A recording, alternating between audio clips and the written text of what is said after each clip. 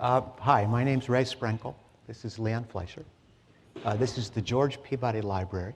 If you've never been in here, it's really quite something. It has a very interesting history.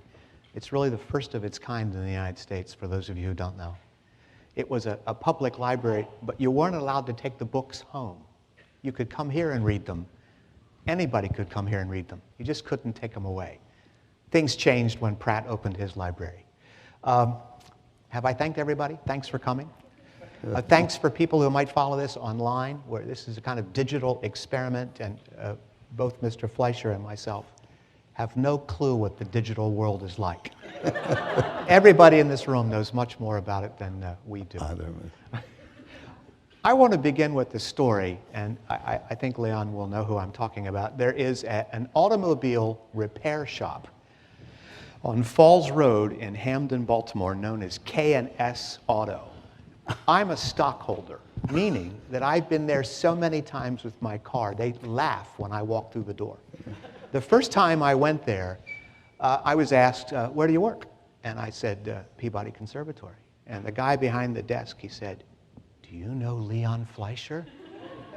And he had a big smile on his face. He was a bear of a guy, and I smiled. And then he said, do you know Leon Fleischer's recording of Beethoven's 4th Piano Concerto with George Szell? Oh, God. I'm not making this up.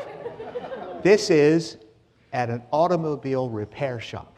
I repeat, I'm not making this up. I actually went back there yesterday to check on my story.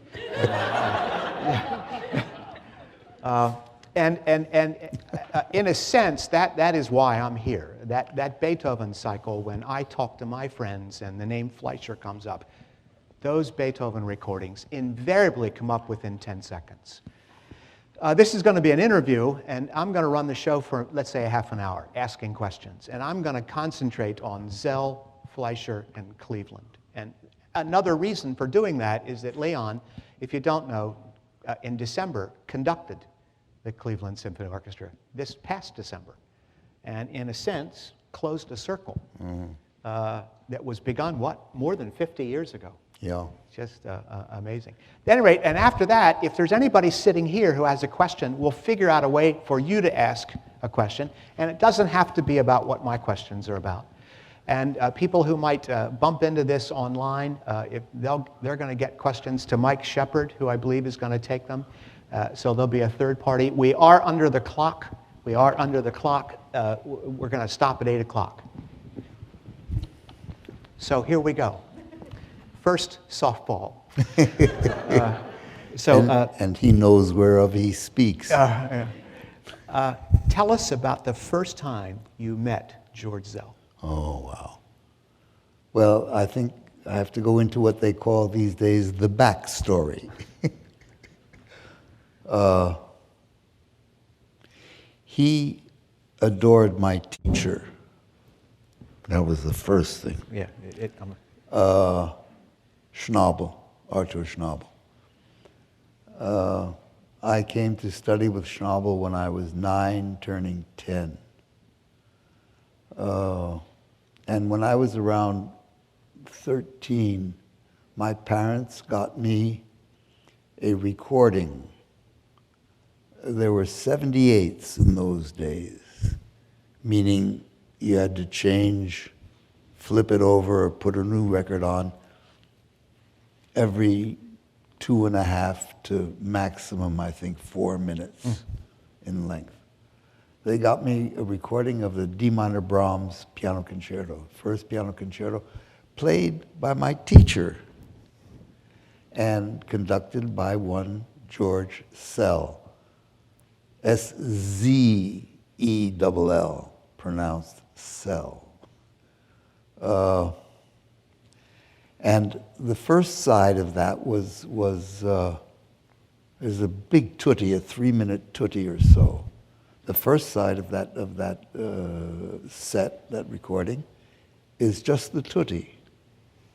And it was about a week before I got around to turning over to the second side, because that opening is just, you know, it makes the hair stand up on your neck. It's unbelievable. So, I actually started fantasizing about if I could ever play it with that man. Anyway, Schnabel started a series of concerts this was all in New York, at Town Hall. He organized them through another student of his who was married to a very well-to-do industrialist, Ira Hirschman. And the series was called New Friends of Music. He had already done that in London, I think, some 10, 15 years prior to that. This was in 1942. And the purpose of this series of concerts was to play Eurocentric music and contemporary music of the time, of the day. So Schnabel, I remember, played a whole series of Schubert sonatas. The contemporary side was covered by, I heard Bartók and his wife play this sonata for 2 pianos and percussion, right there in the same, like in Friedberg Hall here. I heard Huberman, Bronislaw Huberman, a great violinist of the day, in those concerts. He was wall-eyed, I remember. One eye would look at there and the other eye would be looking there.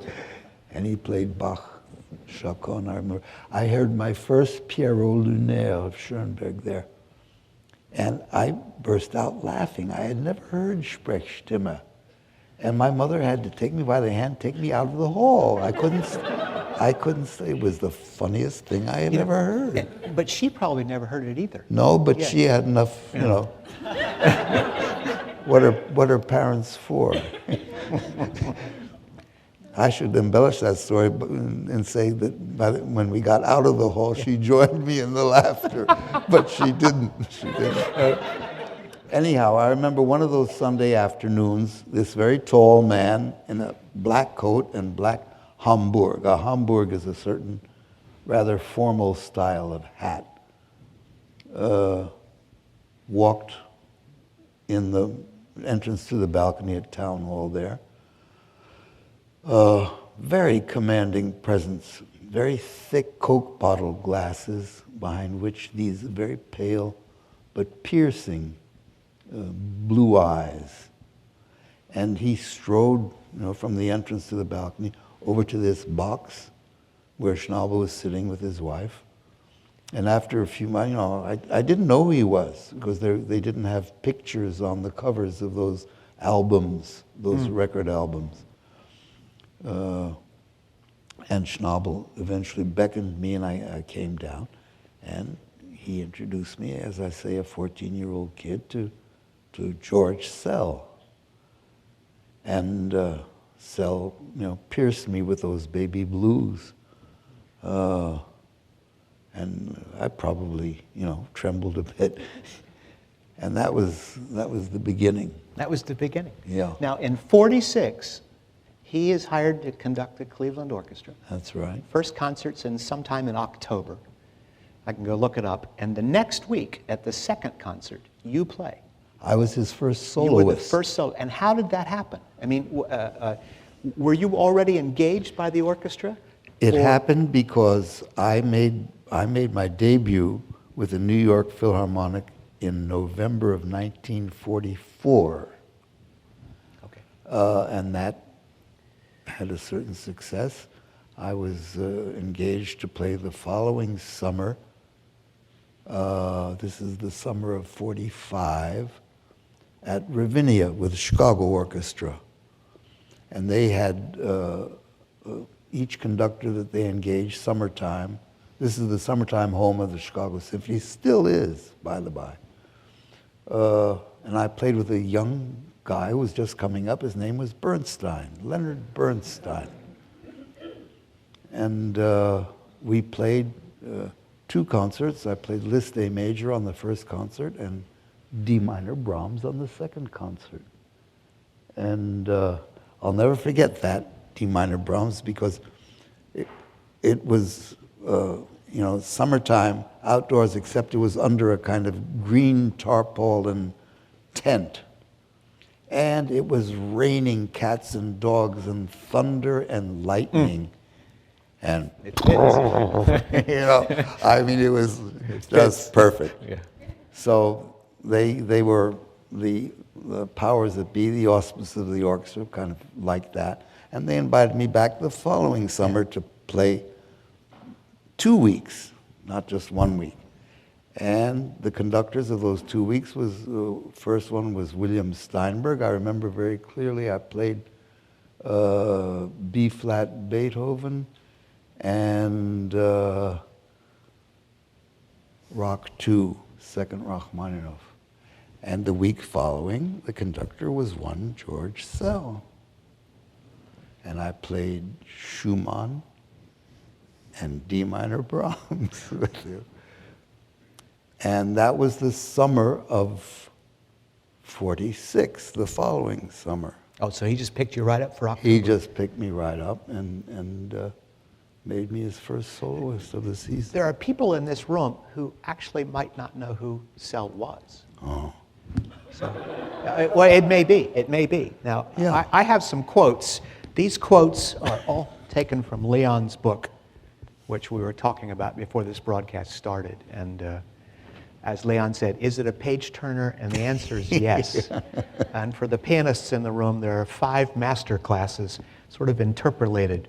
4 pages on Brahms' first concerto, 4 or 5 pages on the Ravel left hand, some pages on Beethoven 4, etc. So you have these interpolations that are devoted to music, side by side with a life well lived, I might say. So this is straight out of the book. Can you speak to the following? And this is the quote: "Playing the piano is a joy, but it can also be sheer terror. This was never more true than when you were to perform with George Szell. Making music with him was thrilling and exhilarating and terrifying." And then there's another slice here. "Szell's ice blue eyes through those thick, round Coke bottle glasses were piercing. They fixed you like a butterfly on a pin. When he looked at you, you felt like he was seeing into your innermost being. He seemed to penetrate the music in the same way." And the last one, "And his inner ear had a veritable need for a kind of oral transparency. He had to hear each element of the music standing out in relief from all of the others. The result, when he conducted, was music that sounded as clear and new as if you had just washed out your own ears." And for those of you who know that Beethoven cycle, you know how these words are just wonderful descriptions of that. Can you speak to that? Maybe in a circle. I mean, there is this vision of this taskmaster who had a mean streak, but on the other end of it is this guy who just opened doors onto a brilliant kind of music making. Yeah. The whole function of conducting in those days was quite different. The conductors, such names as Furtwängler, with whom I never played, Klemperer, with whom I did play, Bruno Walter, with whom I did play. I even played with some of those British nobility, such as Sir Malcolm Sargent. No kidding. Yes, Sir Adrian Bolt. Yeah. They were martinets. They were dictators. And they were supported in their role as dictators by the governments, by the audiences, even by whatever unions, small and ineffective as they might have been in those days. Toscanini, with whom I never played. Toscanini was famous for he would curse out the orchestra in Italian, which, made it a little better. But mean, would people actually lose their jobs? Yes, Yeah. yes. Reiner, for example, with whom I did play, was known for his small beat. You know, he just 1, 2, 3, 4, Yeah. 1, 4. And one day at a rehearsal, a bass player, you know, way back there, as a joke, he put his bow down and took out a pair of binoculars. Fired. And no union would protect him either.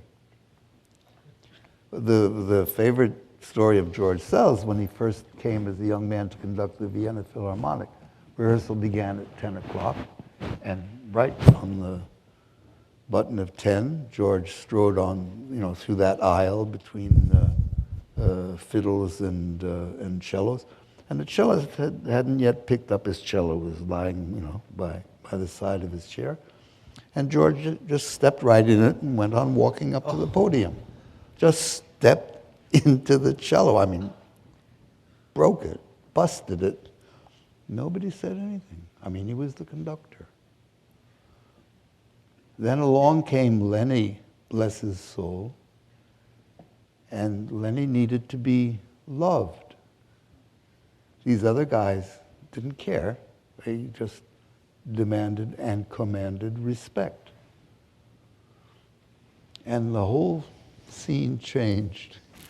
Oh, I'd like to get at that. So we were okay. talking about this right before we went on air.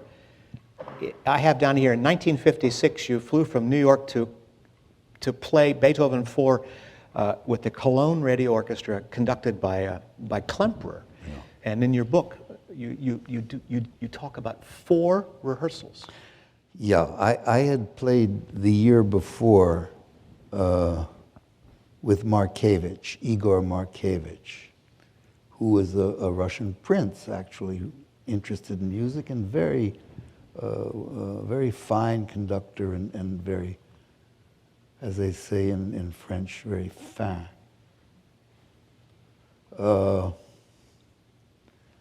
I don't think the story about Markevich is in there. No.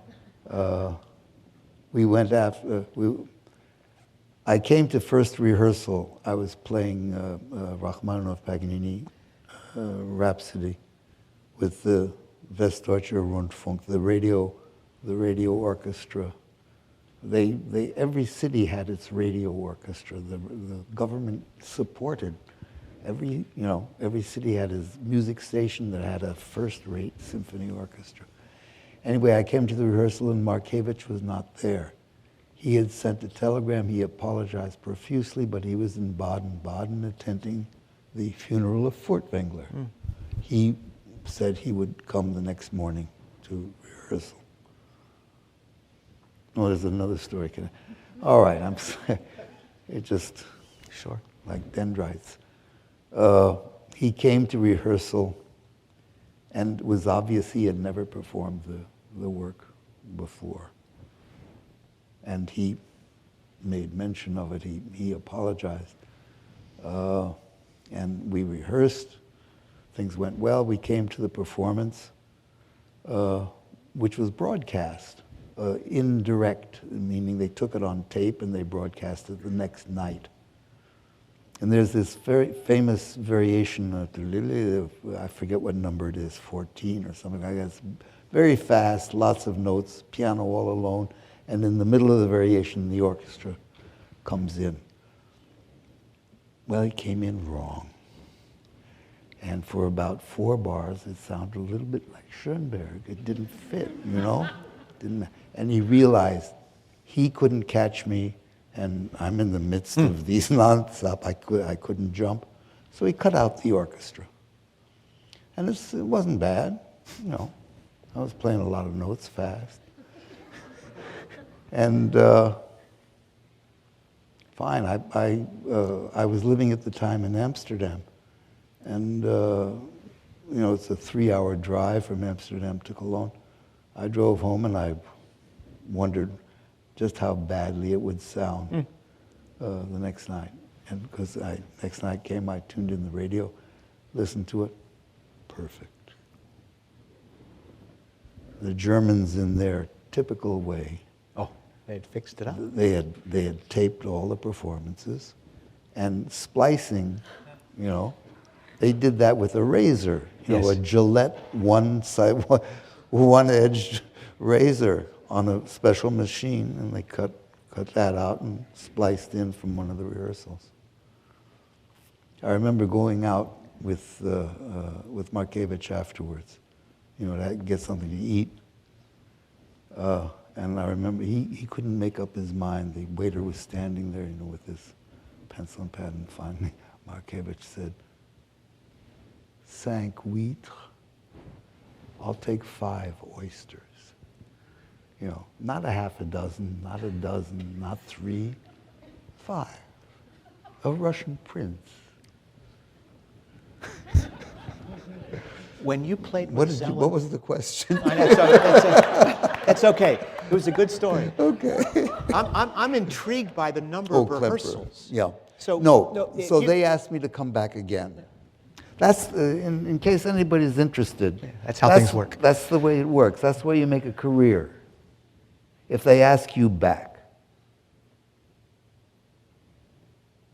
So just think about that for a while. Sure. So they asked me back and asked, you know, anybody I'd like to play with. So I said, sure, you know, if the time ever comes, I'd love to play with Klemperer. Klemperer was a giant, physically and musically. One of the great figures in music of the first half of the 20th century. 6'4". He was so tall he didn't need a podium to stand on.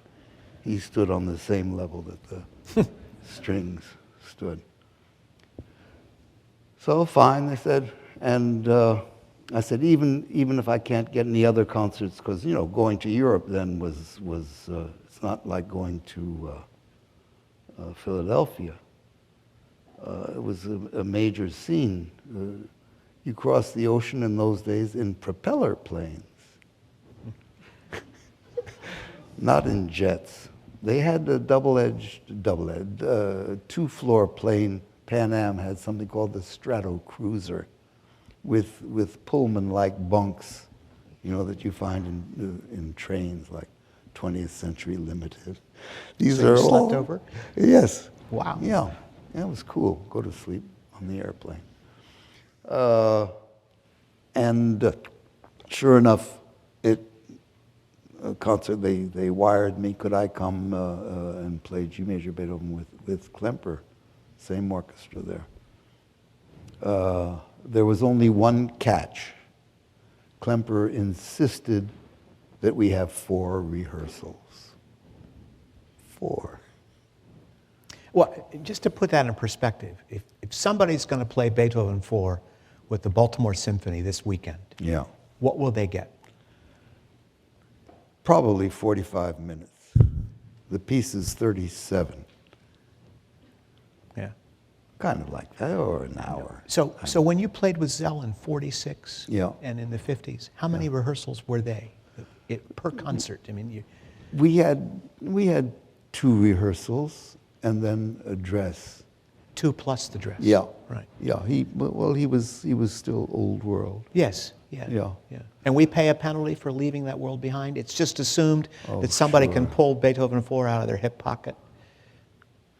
You know, it can't be done. It's not a question that if I play in time and the orchestra plays in time and the conductor knows how much in time I'm going to play, or maybe where I won't play so much in time, we'll be together, and that's the piece.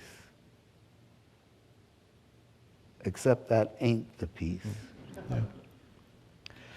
I heard something just a couple nights ago. One of our major orchestras, it was broadcast, C major Beethoven Symphony. And, you know, it's a great orchestra. They played together, they played loud, they played soft, they played in time. And it was curiously unaffecting. It was as though they were playing phonetically. they had not really plumbed the very nature of the harmonic relationships, of the amount of time from one note to the next, the inflection. Yeah, they were general things. They didn't like to make diminuendos. They loved to make crescendos. Just the magic that music can be was not there. But it was, instrumentally was marvelous. They played beautifully. But it was like rye crisp. It was, made of cardboard. It was curious. For the record, let me see, in '57 you record Franck Symphonic Variations and Rachmaninoff Paganini with Szell, D minor Brahms in '58, Grieg and Schumann in 1960, Beethoven 4 and Mozart 25 in 1959. Yeah, that was the original period. Wow. Right. And then in 1961, Beethoven 1, 2, 3, and 5. Yeah. And that was packaged with 4, and there's the cycle, presumably. Yeah. And was there such a, had that been done before? Had a pianist recorded all 5 concertos and sort of marketed them as a body? You did 4 at one time, more or less. Yeah. And it's very close to, over a 3-year time period, 2.5-year time period. Do you know? Having done the 4th, they suggested why not do all 5.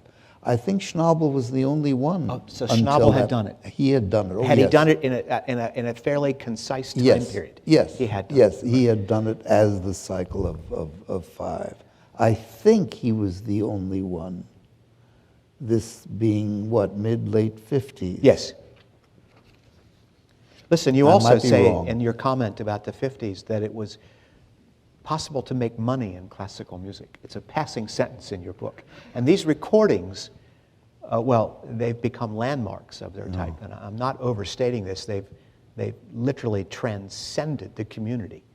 And I was actually going to open with that and have people, especially younger people, think about the meaning of that. If a mathematician does something important in the world of mathematics, the other mathematicians will know about it. But it's very unusual that a mathematician does something that you and I know.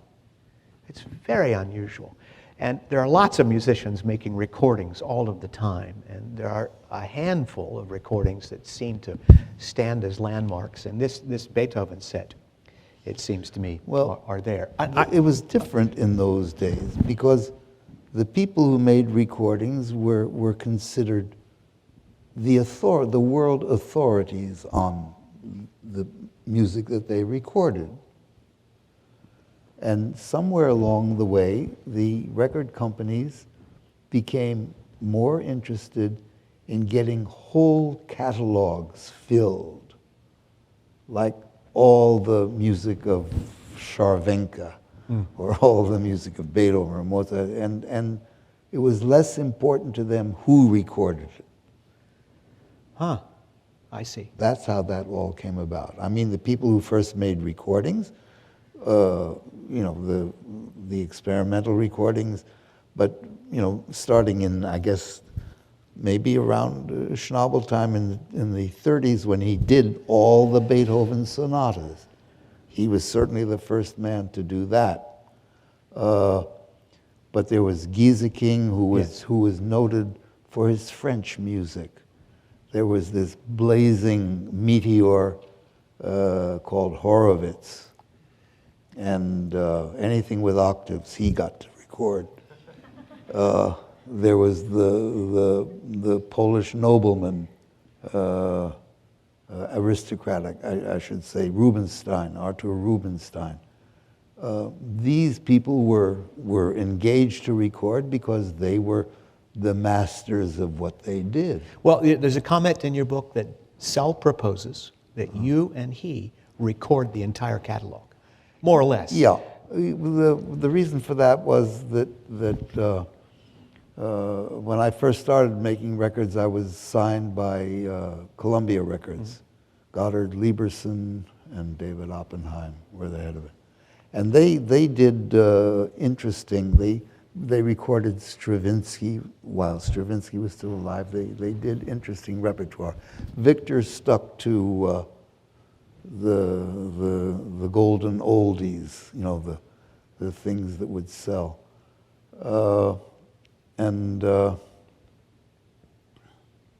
What was the beginning of that question? I can't remember it. I'm thinking of the next question. Yeah, okay. Help me. What was the beginning of that question? Nobody's listening. Because my follow-up question, and this is the last one that I have. Okay.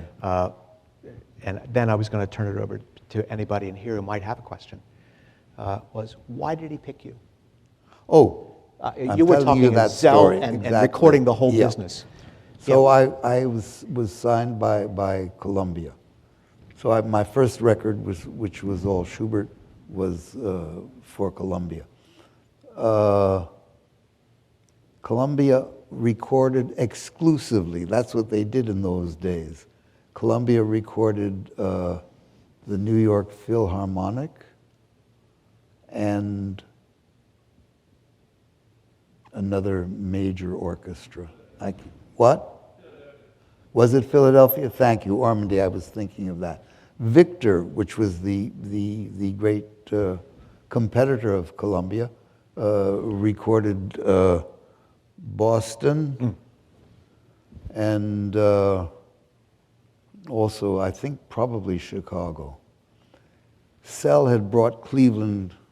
It had been the Big Four. It was now the Big Five. These were 5 of the best orchestras in the whole world, with another small handful in Europe, Berlin Philharmonic, Vienna Philharmonic, Amsterdam Concertgebouw. Those were the big 8 orchestras. And Columbia wanted, they signed Cleveland, but that gave them too many orchestras, they felt, so they created another label. And they asked Cleveland to be the orchestra of the new label. The label was Epic. And they started it out with being the American outlet for Philips recordings in Holland. So they hired the Cleveland Orchestra to record whatever George Szell wanted to record, the whole literature. And George invited me to record the whole piano literature. And I remember, I raced through my mind, my God, that means I wouldn't be able to record with Lenny or with the New York Philharmonic or that. And that, it was a, so it was a moment's hesitation, a moment's hesitation. And he looked at me, you hesitate to record the whole literature with me? Oh, sure. Now, sure.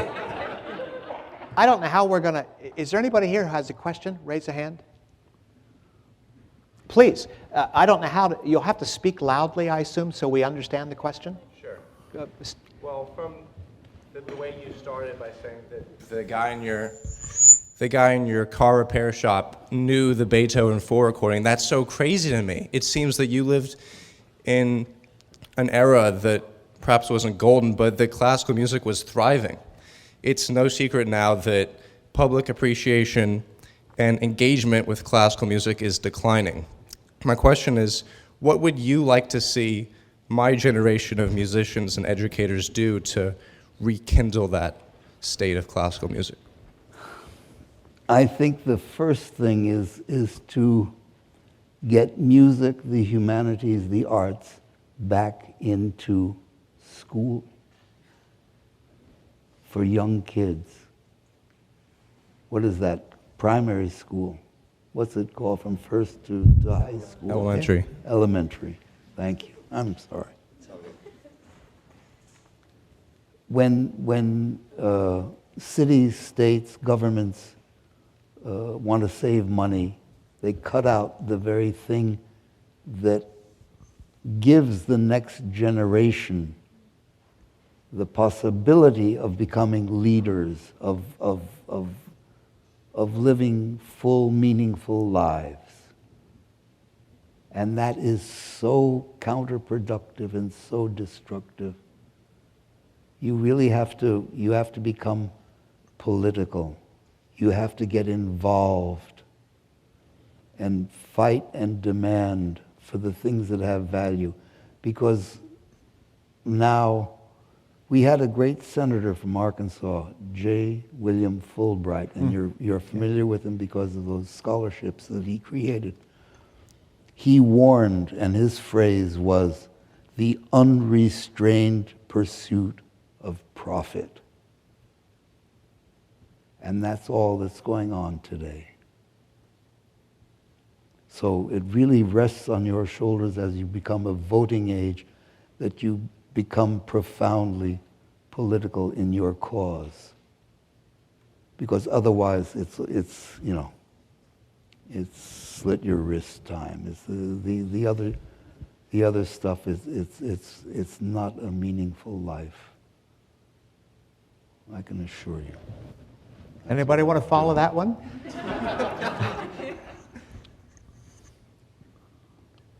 I've got one in my hip pocket here. Several, actually. Okay. This is of a more technical nature. Yeah, the Peabody students are, I think... Please, we invite you to ask if you... They don't Yes. like to raise their hands. Raise your hand and we'll get a microphone to you. That is not a 1941 salute, I assure you, when you raise your hand. It certainly was not intended to be. Good. I wonder, I've so enjoyed your memories of kind of the early years with Szell. I wonder if you could talk a little bit about your emotions and your experience on this recent return to Cleveland and the conducting you did there. Who dat? I can't see. Thank you, dear. Thank you. Forgive me. My eyes are very bad now. I can't see very well. Oh my! It was extraordinary. It's been renovated since I was last there. About when did I play? I think I last played with Dochnani about 10 years ago, 10 years ago. So it's been renovated. 71 concerts with Cleveland.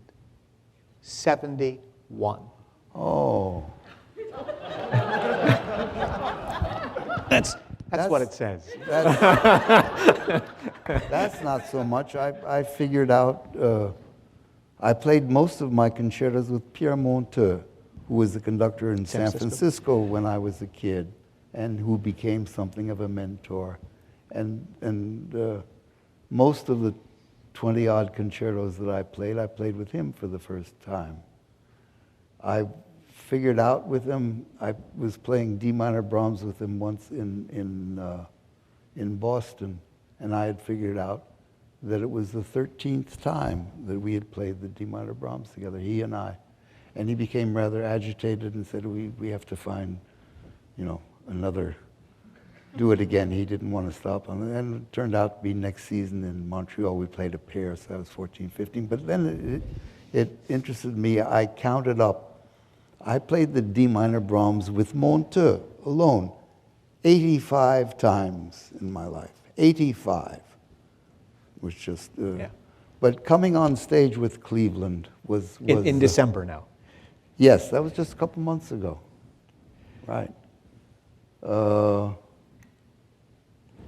Well, first of all, the stage was filled with ghosts. All kind of whirling, twirling ghosts, because there was only one person on that stage in that orchestra who had still played with Szell. Nobody who had played with me, because Szell died in 70. It was it's a great band. It's a great orchestra. I'm not so sure that they are as happy with some of their post-Szell directors as they might be. So I had an enormous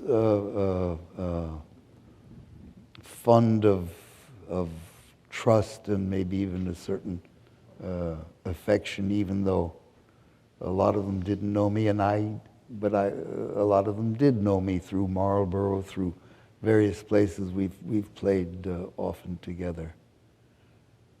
And they went along with my ideas. They seemed actually to be, to a certain extent, delighted, and we made some beautiful music. I had been invited to conduct there by Mitsuko Uchida, who plays there quite frequently, and I had played with her the previous summer. Last summer in Marlborough, we did Beethoven Choral Fantasy, and she asked me if I would come and conduct Beethoven Concertos 2 and 3 for her, and I could, do the rest of the program by myself. She unfortunately closed the door on her thumb some weeks before and couldn't play the concert. She's fine, she's playing again, just took longer. Her thumb took longer to heal than she had. So Jonathan Biss. One of yours. Yes, who actually went to school here, came and played beautifully. Beautifully, we had great fun. Yeah, but those ghosts, the assistant concertmaster job, sitting next to the concertmaster, was in that orchestra filled by some of the most extraordinary names in the fiddle business. Jake Krachmalnik, Anshel Brusiloff, Burl Sinofsky, who taught here for many decades, Arnold Steinhardt of Guarneri Quartet. And they all tried to make Joe Gingold, who was the concertmaster, make him laugh. Right, sitting under the nose of George Szell there,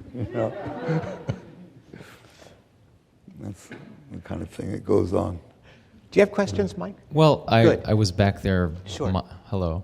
Hi. I was back there monitoring the internet, and when you were talking about Szell and all those orchestras and everything, so Szell aside, was there a conductor, or is there? It doesn't have to be from that period; it can be from any period. Is there a particular conductor that you really, really loved working with, and who brought something of what you try to bring to music to life? Yeah, they're not necessarily the most well-known ones. One of my favorite was here for a long time here in Baltimore over at the BSO. David Zinman, I think, is an extraordinary conductor. Wonderful. In his way, Seiji Ozawa, although, we're at dagger's ends. But he's an extraordinary gift. Is there a particular concerto performance that you would say was your favorite one, or actually I was going to ask both that one and like a bad experience? A bad experience. Well, you talk in the book, Leon, about you saw Schnabel play in public and he had a memory slip. Oh.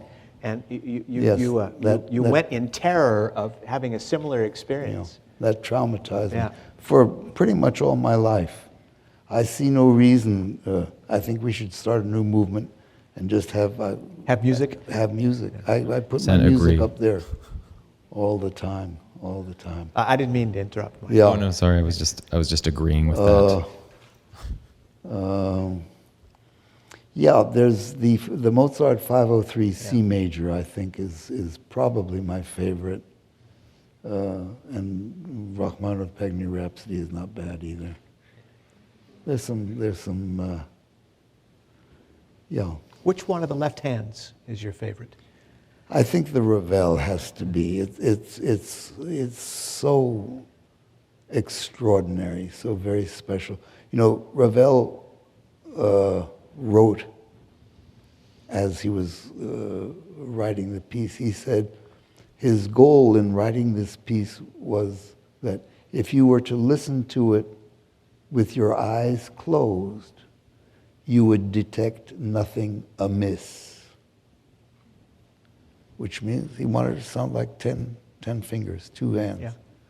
And it works. It really works. I think it's just one of the great masterpieces, whether it's, for 1 hand or 15 hands. It's just amazing. And the other ones, the man for whom he wrote it, by whom he was commissioned, Paul Wittgenstein, was very unhappy with it. Yeah, that I didn't know. Yeah, Yeah. very. He said he didn't pay him. Do you know if Wittgenstein liked any of the concertos that were written for him? None of them, with one exception. The only composer that he truly approved of was the Austrian Franz Schmidt. No kidding. Yeah, who wrote 4 symphonies, Zubin, I Completely think. forgotten figure. Yeah. And everything Schmidt wrote for keyboard, he wrote for Wittgenstein. He wrote for 1 hand. Schmidt wrote 3 quintets for piano. String quartet was one of them, and in the other 2, clarinet instead of one of the fiddles. But he excoriated Ravel. He even wrote his own orchestration of the Ravel concerto, cut it down. He said he didn't pay Ravel to write such a loud piece for orchestra. Prokofiev wrote a wonderful, but totally different. He makes the piano left hand a single horizontal line like any other instrument in the orchestra, so it's more contrapuntal, but wonderful piece. And there's a beautiful piece by Britten. Yeah, the diversions. Diversions, excellent, really. Yeah. More, Mike? On the heels of that, is there anything that sticks out? Michael is not a plant, I assure you. No, this was. You just put me here. No. Is there anything that sticks out as a singular, most profound musical experience?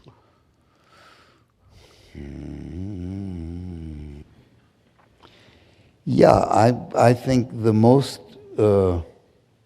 moving experience I had was hearing my teacher play once in Chicago. One of the things about Schnabel was that he was so consistently inspiring, both inspired and inspiring. He immediately took you out of yourself and into a world that just addressed another dimension of ourselves. The way, and especially with technology today, the way we are progressing in the way we live, we don't leave any time for meditation, for self-reflection, for thinking. We're bombarded on all sides by these pleas of consumerism. You can't get in an elevator and have quiet. There's, elevator music. Everything conspires to prevent us from thinking. And I remember hearing this, it was the slow movement of 467, the C major, known as the Elvira Madigan. I don't think anymore, probably not.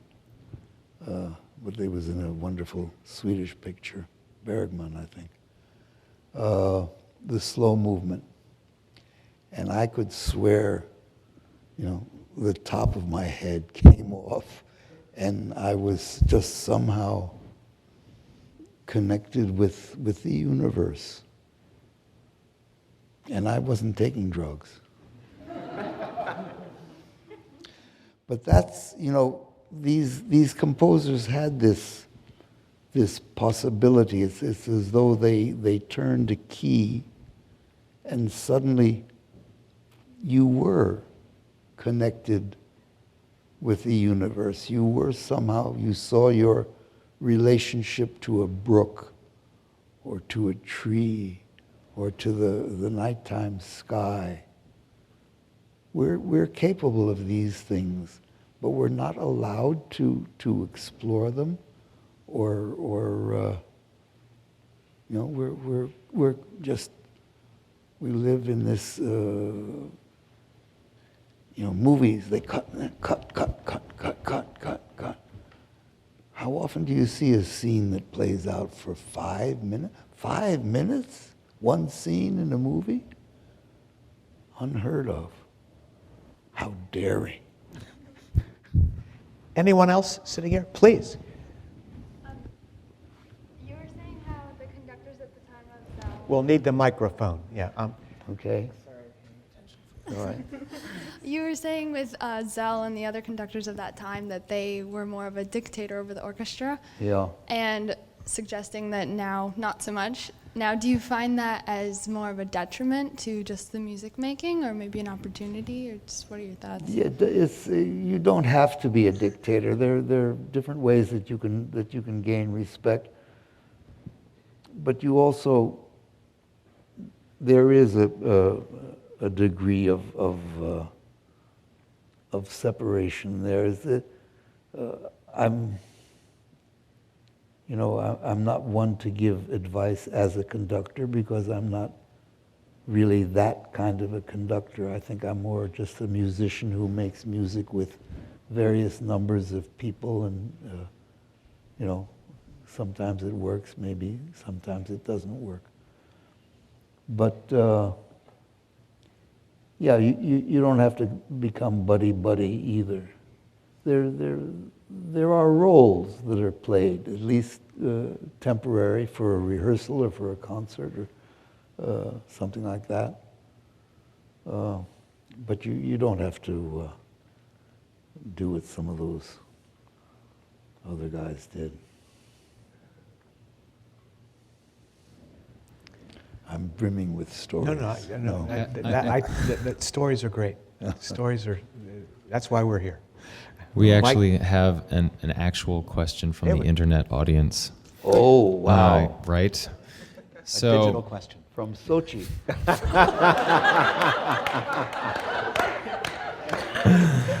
Why is that last ring not happening?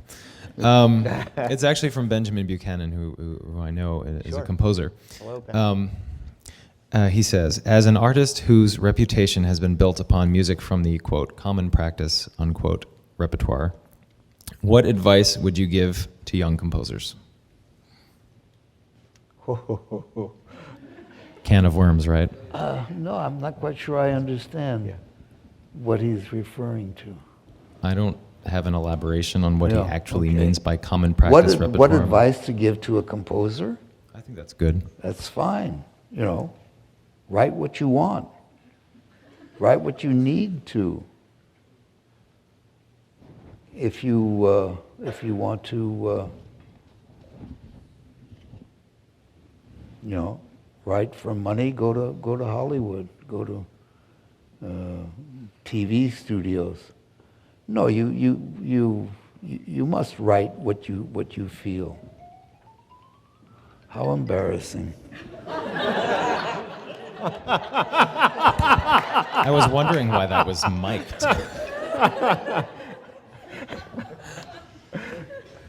Let me begin to close it down, because we are running out of time. When you listen to the Beethoven cycle today, which you may not do, I don't know. I don't. You do not. I do not. Kathy, does he listen to his own recordings in the house? No, he does not. Oh, that's wonderful. I was going to ask you, now that you don't listen to them, there's no point to it, but I was going to ask you, would you do things differently? Now, of course, 50 years have passed. I would hope I would. Yeah, and that's the obvious answer, Yeah. but I just wondered, because some of those passages, Leon, are just fabulous. You are being very gentle with this audience when you can do things that all of us put together cannot do. Oh, come on. No.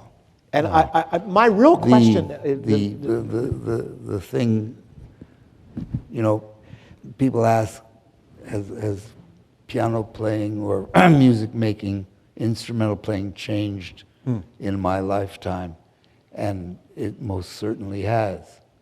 It's you know, the physical capabilities are amazing today. You know, when I was a kid, there was the 4-minute mile. Nobody had ever broken a mile in faster than 4 minutes. And then this British doctor, Roger Bannister, came along and broke the 4-minute mile. And it's that way with young people today. They can do things on the instruments that are just astounding. And sometimes it seems as though they would be more at home in the Ringling Brothers Barnum and Bailey Circus or Le Cirque du Soleil, you know?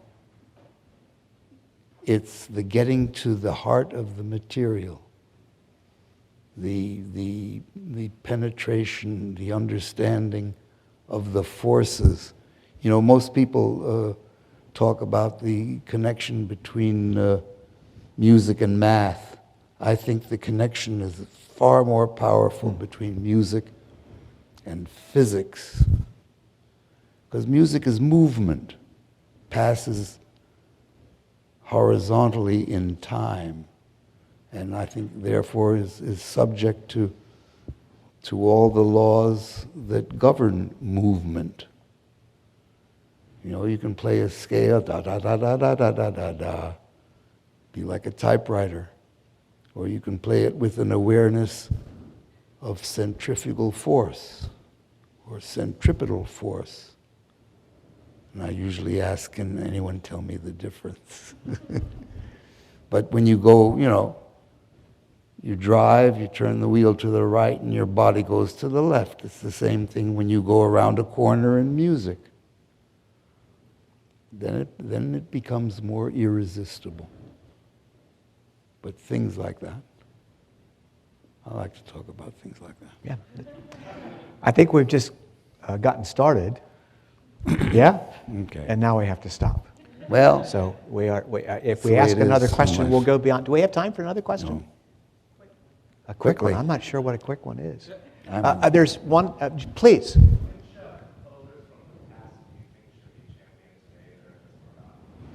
Could you hear it? Mm-hmm. Everybody hear that? Yeah.